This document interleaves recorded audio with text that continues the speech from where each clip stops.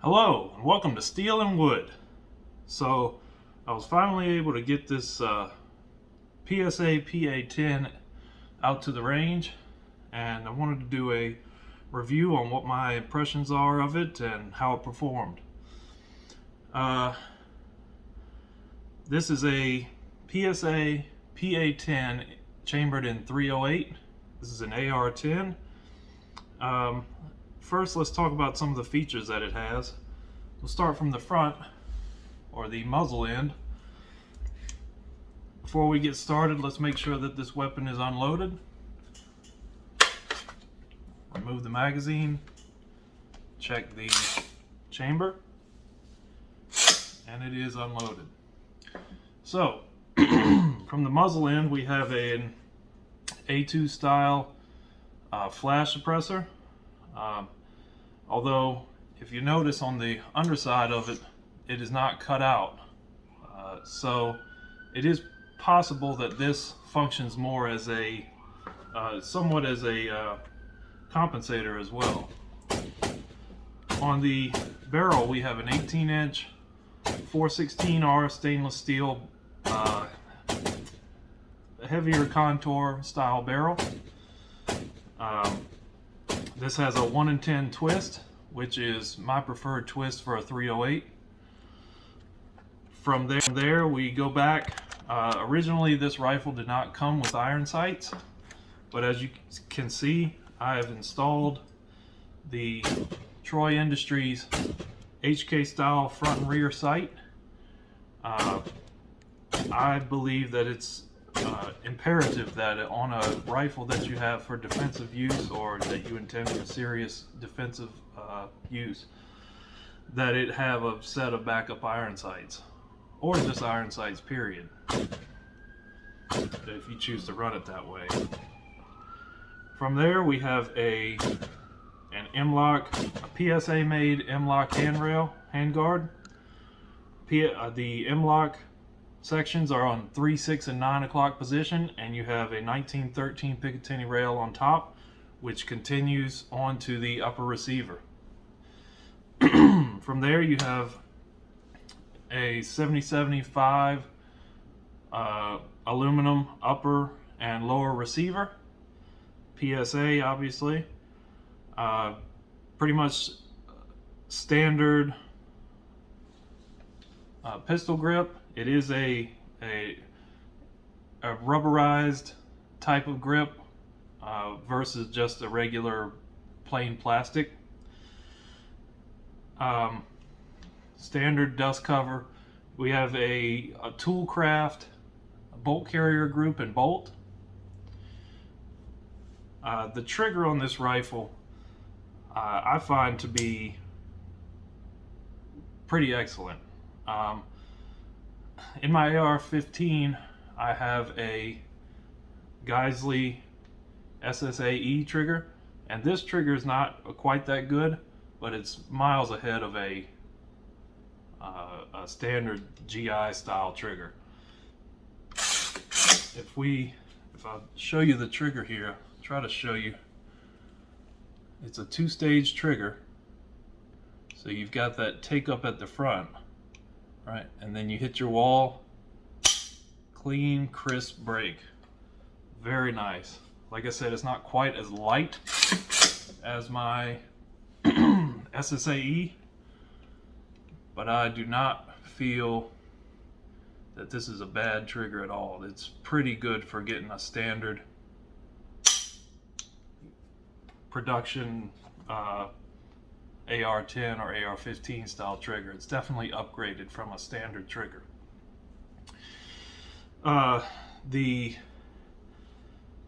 Coming back, originally this had a standard GI style charging handle, but I have upgraded that to a Radeon Raptor AR10 charging handle. The original charging handle was one of the little short stubby ones. I can't stand those. They're hard to manipulate, for me at least. Then we come back to the stock. We have a Magpul STR stock. So it's nice to see some of these upgraded parts on this rifle coming straight from the factory and for a decent price as well. If I open this up,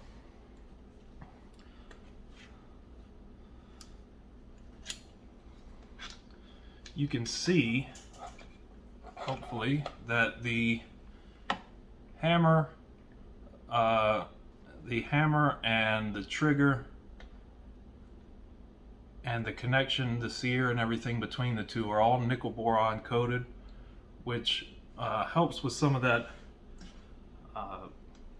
the how smooth the trigger is, as well as will help keep any corrosion away from it. From there, if I turn the rifle around, you can see that there is just the standard paddle mag release for an AR10. It's slightly bigger than an AR15. I have changed out the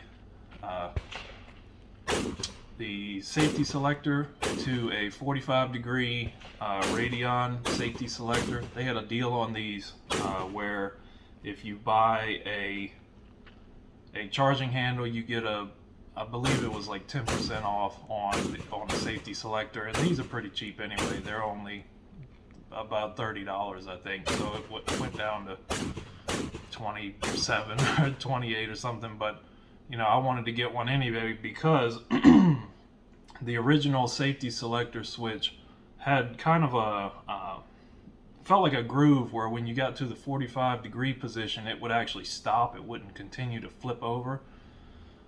And I didn't really like that, so I wanted to change that out anyway.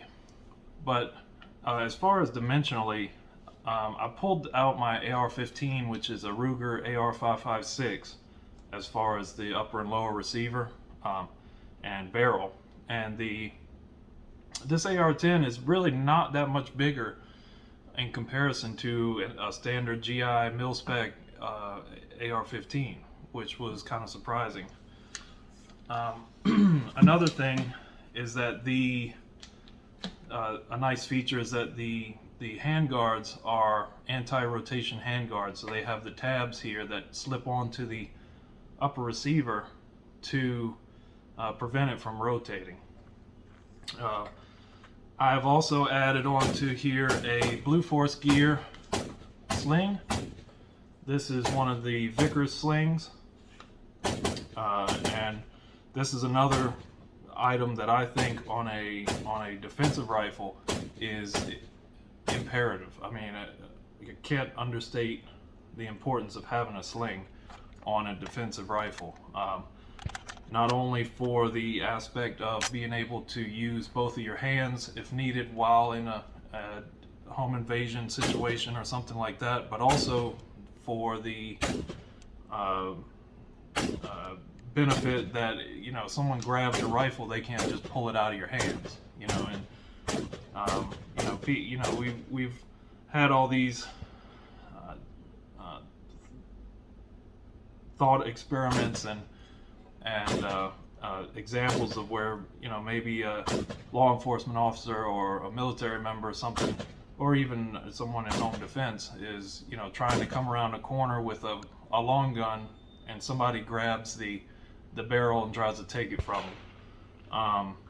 You know, so a sling will help retain that rifle for you, or a shotgun or any other long gun. So my impressions of this rifle overall are very good. I went to the range. I put about 300 rounds through it. As far as the sight-in process, I had just the iron sights at 100 yards. I made a group about 4 or 5 inches, which for me is pretty good. I'm going to roll in a picture of one of the targets that, you know, as I was sighting it in. And this was about, I believe, an 8-inch shoot and see target. So if I can achieve that accuracy with just iron sights, then definitely someone with a magnified optic or a red dot or ACOG, something like that, could achieve even more. Now that was just the sight-in process. As I went to the other range that I go to that allows you to shoot and move and have your own rifle bay and everything to yourself, tested out the all the functions of the rifle, heated it up, shot about 300 rounds through it so far, and I've only had one malfunction, and I believe this to be magazine related. Basically, the magazines that come with the gun are these 20 round PMags, which this function flawlessly in the rifle. But I also have steel mags, which you will see in one of the videos that is playing.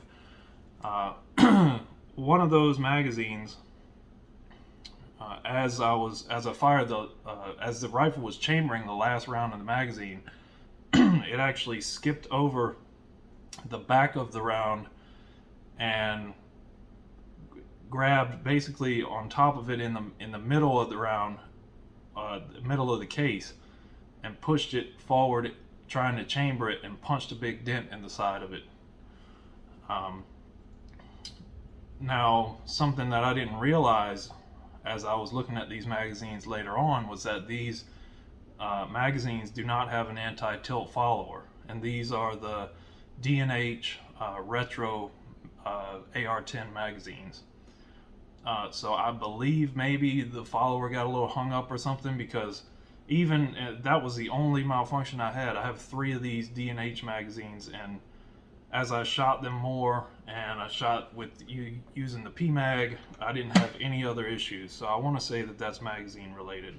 As far as the gun is concerned, the only thing, like I said, that I didn't like was, one, the safety selector switch was not very smooth coming out of the box. The standard GI style of charging handle. And something else that I noticed, and this is probably just break-in because it seemed to get easier as I shot the rifle, but if you say you were partway through a magazine and you had a round chambered and you wanted to, rack that round out, it was very difficult to get the gun to unlock at first and actually get that round out. It seemed to loosen up as I was working with it, but it's still a lot stiffer than an AR-15 would be. I have in my AR-15, I mean, it'll rack a round out like butter. It's easy. And I know that this has a heavier buffer spring and bigger, heavier bolt carrier group to handle the 308 round. But it's just something I noticed, that it took a lot of force to try to get that round out of there the first few times I tried that. So as we look at this rifle and I'm shooting it and testing it, the question comes up, why would you choose a 308 AR10 or a SCAR or any other kind of 308 battle rifle over an AR-15 and 223 5.56 or AK style rifle in 7.62x39, 300 blackout, that sort of thing? Why would you choose this? Well, when you look at the average energy foot-pounds on paper for 308 is 2,600 pound-feet. For a 5.56, it's 1,300 pound-feet. That's half of the energy foot-pounds that a 308 can perform. Now remember, this 308 bullet is your standard loading without going into match grade ammo and that sort of thing, is 150 grain projectile. Your standard projectile for a 5.56 is 55 grain. So you have a bullet that weighs 3 times as much as a 5.56 standard load and is traveling almost as fast.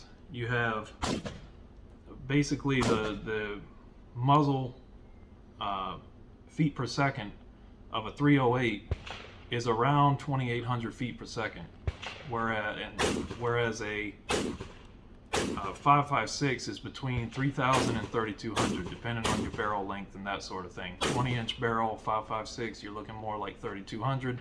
16 inches, closer to 3,000.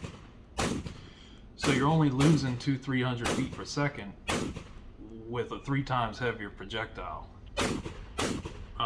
7.62 by 39, by the way, has an average of 1,500 pound-feet at the muzzle for its muzzle energy.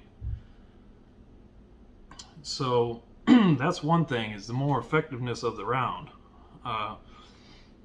With that heavier bullet weight also comes the potential for longer range engagements. Now you see that I don't have a scope on here like a magnified scope, and I don't really plan on putting one on here. The most that I would probably put on would be like a 3 or 4 times,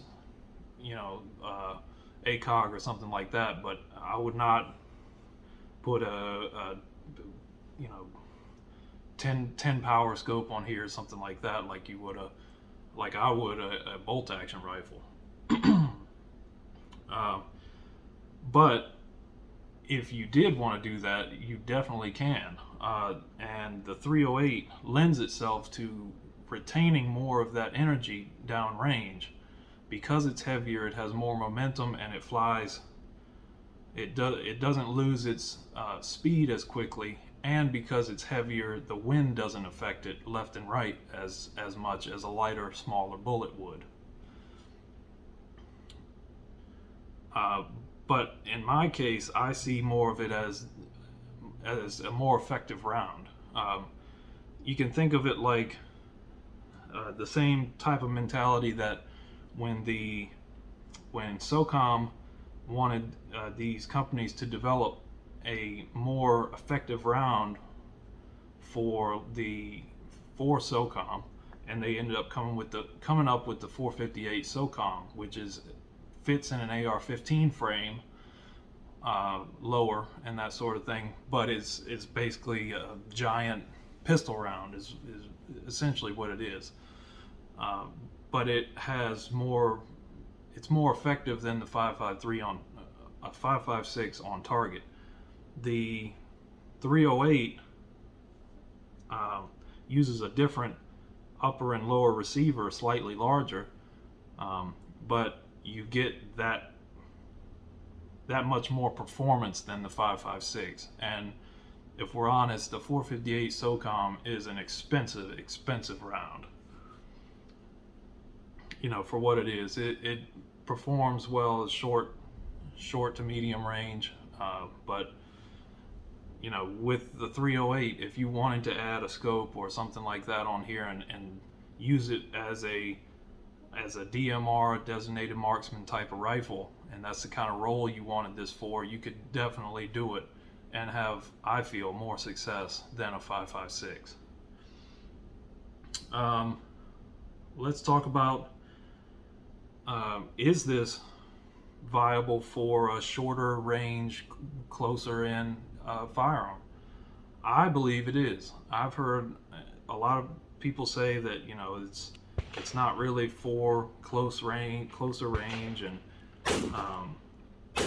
that sort of thing, but to me it definitely can perform that role. It's not like we've got a 24-inch barrel or anything. This is an 18-inch. Your AR-15s come between 20, 16, and then of course now we've got some of your shorter pistol length barrels, 11.5 and that sort of thing. But typically you're going to look at for a rifle, a 16 or a 20-inch barrel. This is an 18-inch barrel. That's really no difference to me than an AR-15, other than the weight, a little bit of size as far as the receivers and the magazines go, and the recoil. So to me, I think that it's just as viable as a close quarters type of rifle as a 5.56 AR-15. If you look at your standard battle rifle, or your combat loadout of ammunition, 8 magazines, right? You have, if you were to have the 30 round magazines of 5.56, you're looking at 240 rounds of 5.56 on you. Whereas you have your 20 round magazines of 308, that's 160 rounds. And you can also get 25 round magazines that are not much longer than this. So that ups your capacity 40 rounds. So you're looking at 200 versus 240. And, you know, of course, the 308 is a heavier round as far as actual weight in the magazine, but you know, when you're looking at 20 or 25 versus 30 with 5.56, I would much rather take the 308 with its higher power. Now, being as it has as this rifle in particular has a heavier contour barrel, and you know, upper lower and receiver are slightly bigger, this is heavier than an AR-15. However, when I pick up my AR-15 versus this only feels maybe a couple pounds more than the AR-15. And it could be that I don't have, you know, a flashlight and a red dot and all that stuff on here, but it didn't feel like it was that big of a difference in weight. It's definitely there, but it's not like you're carrying some 12-pound target rifle or something like that.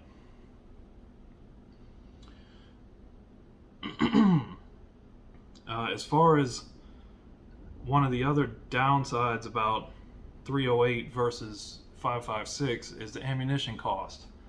When you look at, you know, your ammunition in a 5.56,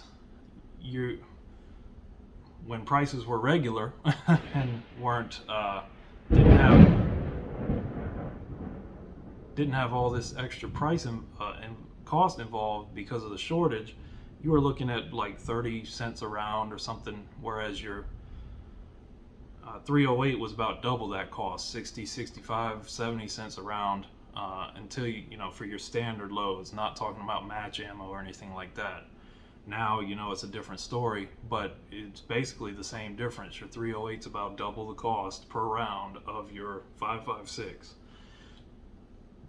The other thing, when you talk about magazine price, the AR-15 magazines are about $10 to $13 a piece is what I usually see them for, and I'm in Georgia, just for your reference. AR-10, I was looking and saw them for 15 to 20, so it's not a whole lot of difference. They're not prohibitively expensive, but they are a little more expensive. One of the other downsides to having an AR-10 and a 308 rifle versus an AR-15 is that there's no such thing as mil-spec. You know, this is not a military adopted configuration, so there is no mil-spec that all the companies can reference and make their parts in tolerance with and everything else. I recently saw a video where a guy had a new handguard he was wanting to put on his, I believe, his Aero Precision AR-10, and the tabs for the anti-rotation were not wide enough to fit over his upper, so he had to actually do some filing and everything on those tabs to get it to fit over. So just keep that in mind. You do have to be extra careful when you're looking at the sizing of parts and everything, and you really want to try to do your best to make sure that your parts will fit before you actually order them. Even the upper to lower receiver fitment between brands can be totally off. So, you know, the other thing, if you were wanting to build one of these, you may want to, you know, your upper and lower receiver, buy them from the same company so that you know that they will fit together. So my overall impressions of this rifle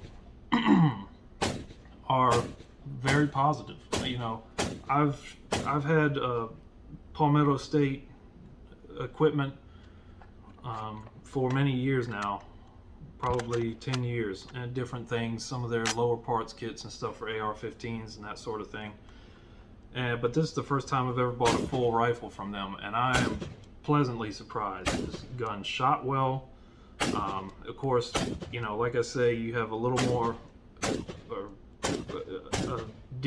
a good deal more recoil than the 5.56, so that's on you to control that recoil and train with it and everything. But as far as, you know, the actual function of the rifle and any malfunctions, any issues with it or anything, I'm very pleased with this. Something that I didn't mention was that this rifle actually has a 5-position adjustable gas block here. So if you shoot some subsonic, or you're putting a suppressor on here and it's over gas and blowing all this gas back in your face and everything, you can actually adjust that, which is, you know, something that, from my understanding, a 308 should have. But, you know, to see an actual click position gas block on this basically budget rifle, and the quality of the parts on this rifle is really impressive to me. Now, before the pandemic and all the price increase and everything, this was around $700 to $800 rifle.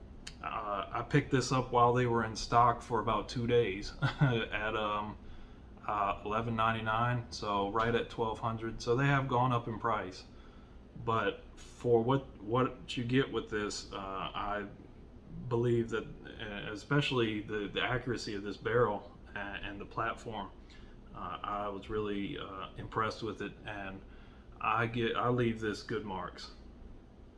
So what do you think? What do you think about the 308 versus the 5.56 or the 7.62 x 39? Do you think that 308 is viable as far as a close range weapon due to its stopping power, or do you think that extra stopping power and the recoil that comes with it makes it unwieldy? What are your thoughts? I'd love to hear what you have to say, and like, comment, subscribe if you like, if you want to see more of my content. And this is where I'll be signing out. Thank you for watching my videos. I really appreciate it, and have a good day.